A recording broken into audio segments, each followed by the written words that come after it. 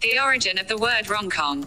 It is said that at one time, it was estimated that during the reign of the 9th Datu Luwu, in Loko, Lena Section Village, one of the sons of Balilo Tikala would hold a wedding ceremony. At that time, in Loko, there was no customary institution and a role holder as customary stakeholders who would be responsible for the event. So Lena leaders gather to discuss determining who will be the customary holders and what the name of the customary territory will be. In the conversation, something like this. Figure 1. At this time, we will face an activity, so it is necessary to have deliberation in it. Figure 2. Thanks the creator for this activity plan. Figure 3. Yes, but who is going to lead us? Currently there are no customary leaders. Figure 1. That is precisely why we have a deliberation, therefore please choose who will be the leader. Figure 3. Who is natural for that will be. Figure 2. What if Balilo Tikala done? Figure 3. Yes, all right, because his origins are clear, the son of Balilo Paalalan, the customary holder in Karmakaler and Babunta. Another figure. So, decide, because customary holders already exist, then what is the name of this formed peridatan? Another figure. How about it is called Ronko? Figure 1. Right, but sorry, why it has to be called Ronko, explain it, let we understand.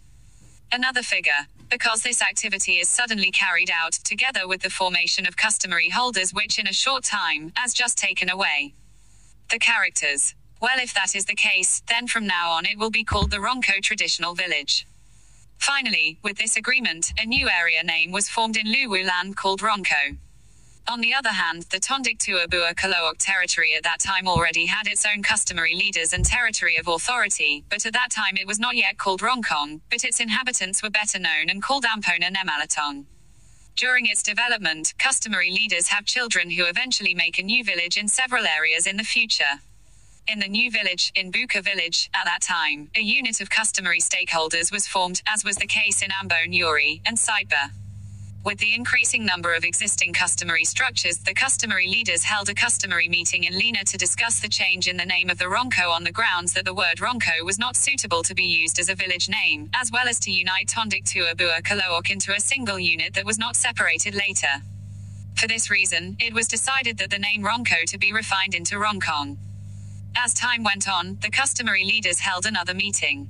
In every meeting of customary stakeholders, there are always customary stakeholders who arrive not on time and even do not attend the meeting in question due to the distance between the power area and the existing village.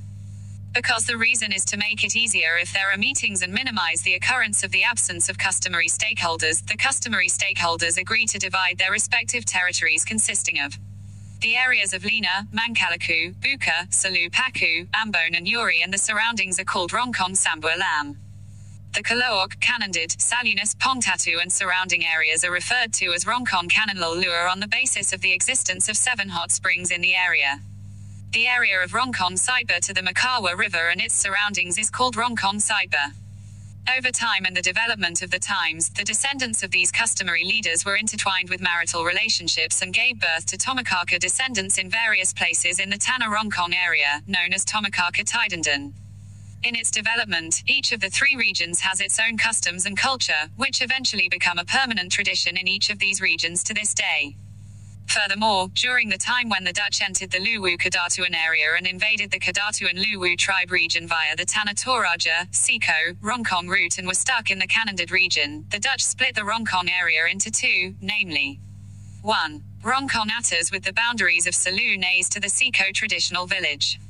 2. Rongkong Bawa, which consists of the open village to the Sabang Babunta area.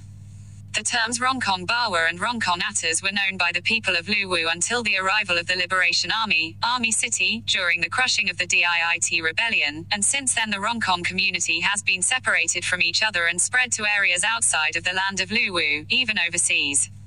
Thus was told. To then be continued in the next episode. Don't forget to like, subscribe. Thanks of your watching.